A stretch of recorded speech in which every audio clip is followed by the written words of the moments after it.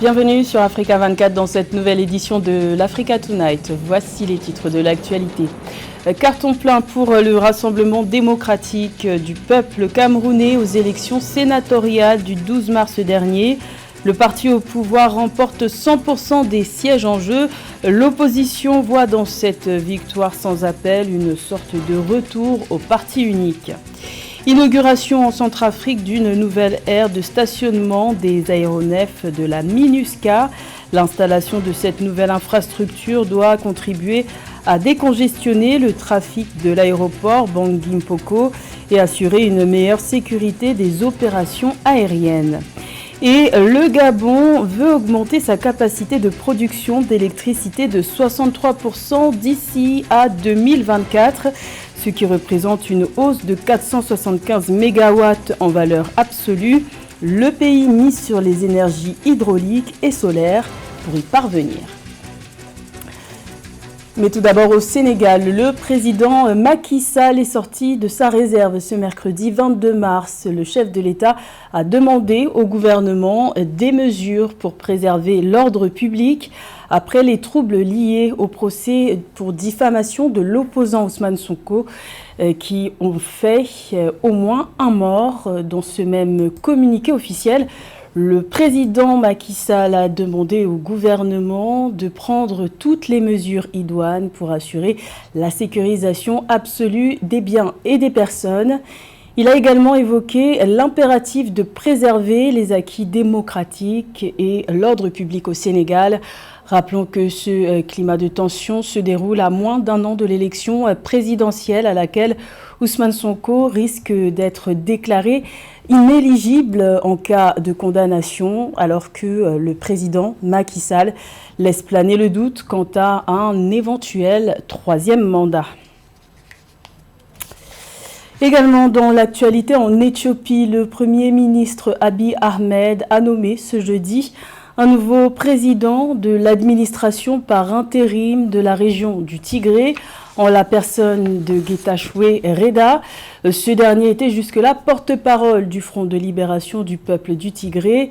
Cette nouvelle nomination survient quelques mois après l'accord de paix signé en novembre dernier en Afrique du Sud, qui a mis un terme à 2 ans de guerre civile meurtrière qui opposait les forces fédérales au mouvement rebelle du TPLF. Notons par ailleurs que le 22 mars, le Parlement éthiopien a retiré le TPLF des entités terroristes dans laquelle le mouvement était classé depuis mai 2021 suite au conflit armé qui avait débuté en novembre 2020 dans la région du Tigré.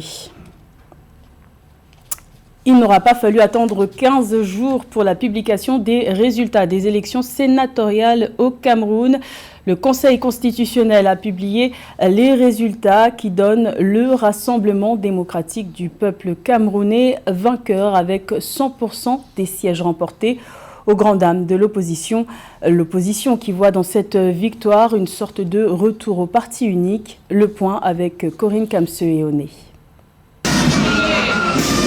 Le Rassemblement démocratique du peuple camerounais, RDPC, parti au pouvoir, remporte les 70 sièges en compétition lors des élections sénatoriales qui se sont tenues le 12 mars 2023. Une meilleure performance qu'en 2018 où le SDF, l'un des principaux partis d'opposition, avait réussi à rafler 7 sièges. Au cours de la proclamation des résultats ce 23 mars, le président de la Cour constitutionnelle a salué le calme qui a entouré les votes. L'élection des sénateurs du 12 mars 2023 s'est déroulée sur l'ensemble du territoire national dans un climat de paix, de transparence et dans l'observance des prescriptions légales, le tout au bénéfice de notre démocratie.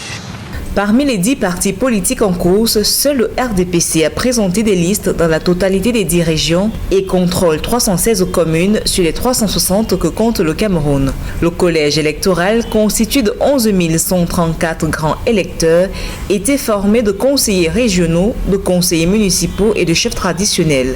Même si cette configuration politique laissait présager du résultat au terme des votes, l'opposition voit dans cette victoire sans appel une sorte de retour au parti unique. En ce qui concerne le Parti camerounais pour la réconciliation nationale, le PCRN, l'enjeu de participer pour nous au PCRN était essentiellement tribunicien. Parce que les moments électoraux pour des partis jeunes, en tout cas dans la participation électorale, comme le PCRN, je rappelle que nous ne participons aux élections que depuis 2020. Les moments électoraux, disais-je, sont des moments d'exposition politique et des opportunités à saisir pour partager et exposer l'offre politique. Maintenant, qu'est-ce que ce résultat traduit pour l'écosystème politique camerounais? Mais ça traduit incontestablement un recul démocratique. 31 ans après le retour au multipartisme, c'était en 1992, c'est la première fois qu'à l'issue d'une élection, le parti au pouvoir remporte tous les sièges électifs. Donc cette fois, ils n'ont même pas fait semblant, quoi. Ça marque un recul, un retour au parti unique. Selon la Constitution, le président de la République va dans les tout prochains jours nommer 30 membres pour compléter l'effectif de cette 3e législature.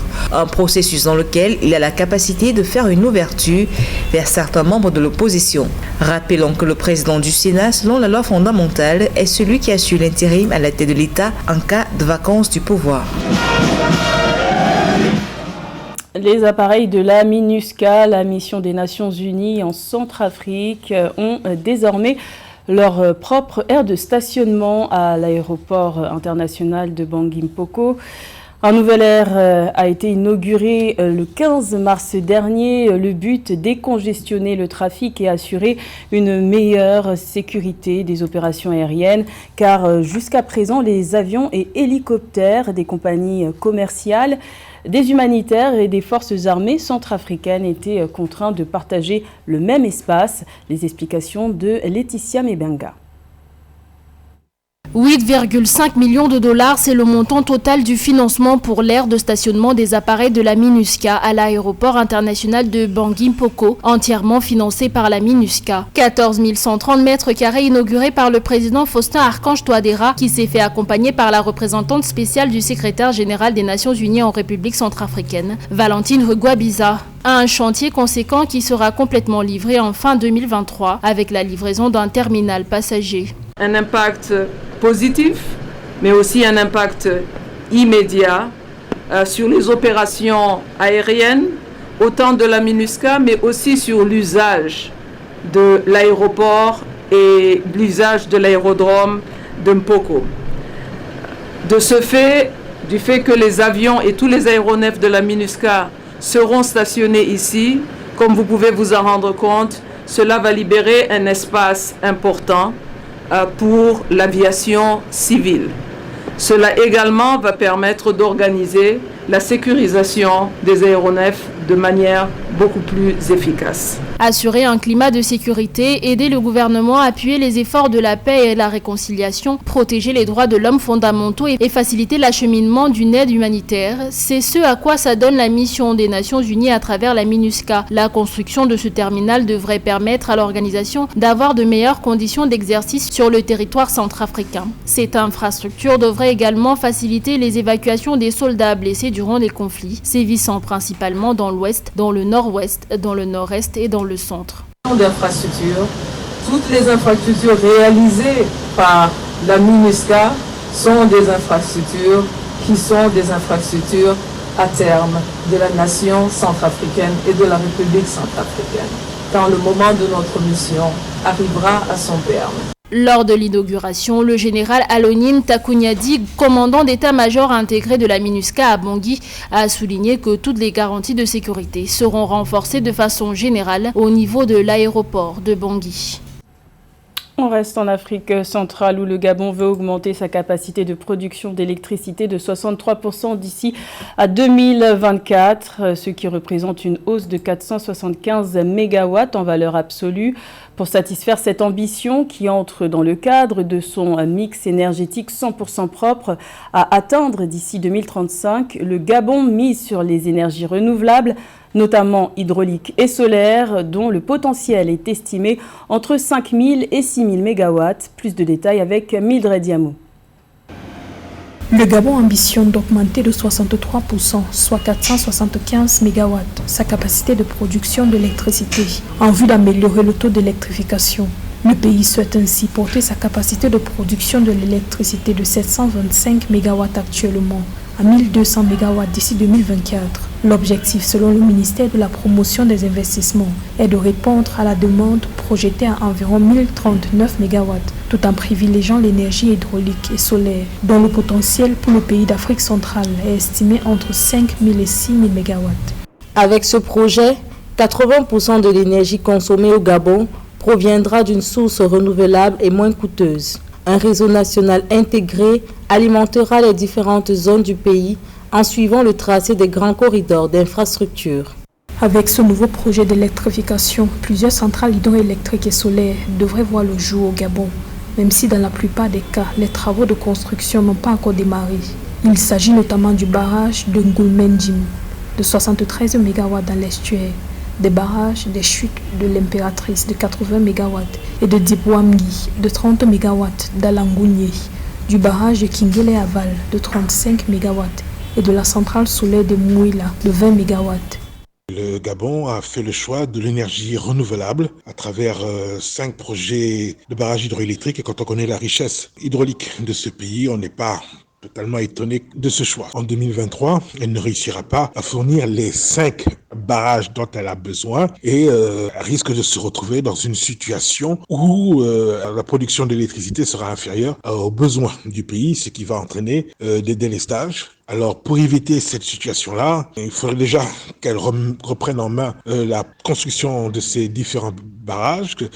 Selon Asok Energy, la société chargée de construire, gérer et exploiter le barrage de Ngoulmenjim, les travaux devraient démarrer d'ici avril 2023.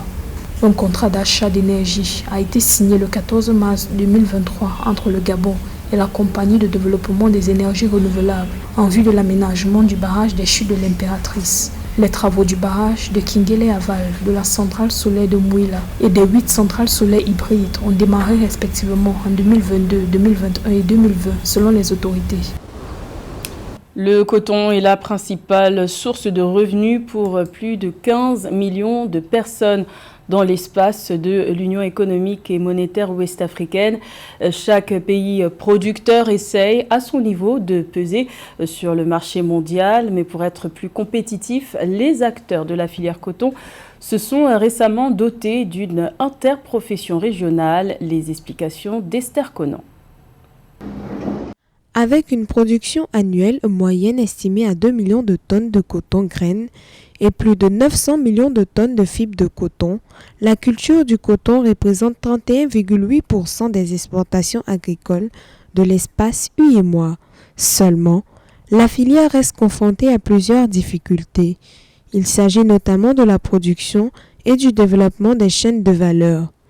Pour pallier le problème, les acteurs du secteur ont procédé le 21 mars 2023 à la création de l'Organisation régionale des interprofessions de la filière coton des États membres de l'UEMOA. Je me réjouis de la mise en place de cette organisation régionale qui s'est fixée pour objectif de contribuer à l'amélioration de la productivité des filières coton-textile de la zone UEMOA, contribuer au développement de la transformation locale, sous-régionale et régionale de toute la fibre coton. À l'issue de l'Assemblée générale constitutive de l'ORIS UEMOA, Mathieu Adjovi a été élu président de cette nouvelle organisation régionale, dont le siège sera basé en Côte d'Ivoire. Le Béninois Mathieu Adjovi aura pour mission de contribuer au développement durable de cette filière stratégique pour le développement économique et social des États membres de l'UEMOA. Ceci à travers la mise en œuvre d'un agenda pour la compétitivité de la filière coton-textile de l'UEMOA, adopté en décembre 2022, dont la vision est la transformation locale de 25% de la production annuelle de la fibre de coton en y créant des milliers d'emplois traditionnels. Je crois que c'est bien arrivé puisque nous vivons aujourd'hui une crise, une crise phytosanitaire au niveau du coton qu'on appelle le jacide, qui est vraiment un parasite qui est un parasite dévastateur du cotonnier, qui a réduit dans certains pays de moitié leur production. Nous avons besoin de partager nos expériences. Au sein de l'espace UEMOA, la culture de l'or blanc impacte plus de 15 millions de personnes et représente 76% de la production africaine. L'évolution du football au Sénégal rend la secrétaire générale de la FIFA, Fatoumata Samoura, confiante, et pour cause, le Sénégal, qui est longtemps resté sans trophée, a surclassé les compétitions continentales ces derniers mois en remportant 4 tournois majeurs. Pour poursuivre dans cette dynamique, les autorités sportives ont été invitées à s'impliquer davantage dans le développement du football local. Les précisions de Joël Ballot.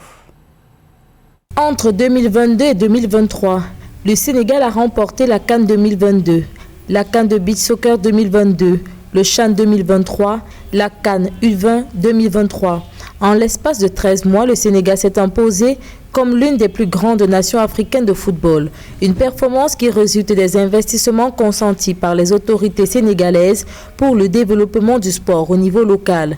En visite de travail au pays de la Teranga, Fatoumata Samoura, secrétaire générale de la Fédération internationale de football, a salué les performances de cette nation qui trône sur le football africain. La Super League africaine qui va bientôt commencer sa première édition au mois d'octobre. Pour l'instant, on parle de 8 équipes, dont 3 pour l'Afrique de l'Ouest et 5 pour l'Afrique subsaharienne. Et encore une fois, il faudrait que nous, au Sénégal, en Afrique de l'Ouest, on puisse faire la preuve que nous avons également à figurer sur cette liste de 8. On se rappelle que durant le CHAN 2023, le sélectionneur sénégalais Pape Thiaw s'était indigné du fait que le football local soit sous-estimé et sous-exploité. Pourtant, il regorge de talent. En remportant cette compétition, il a invité les autorités sportives du pays à œuvrer pour un meilleur accompagnement du football local. Une vision partagée par la FIFA qui voit en ces jeunes la relève du football. Nous avons vu au cours des derniers matchs de la Coupe du Monde des clubs A7 que l'Afrique peine quand même à arriver au niveau de la phase finale. Et avec ça, on ne peut pas justifier un nombre représentatif beaucoup plus élevé. Mais si nous arrivons à aller comme l'équipe saoudienne au niveau de la finale contre le Real, nous avons toute notre place là-bas. Et il n'y a aucune raison que ça ne se fasse pas. Mais tout dépend des performances. Le défi de l'Afrique en général et du Sénégal en particulier est de prouver qu'ils ont la possibilité de donner une meilleure visibilité aux clubs africains, tant dans des compétitions locales, régionales qu'internationales. C'était le journal de la rédaction. Merci de l'avoir suivi. L'information continue sur Africa 24.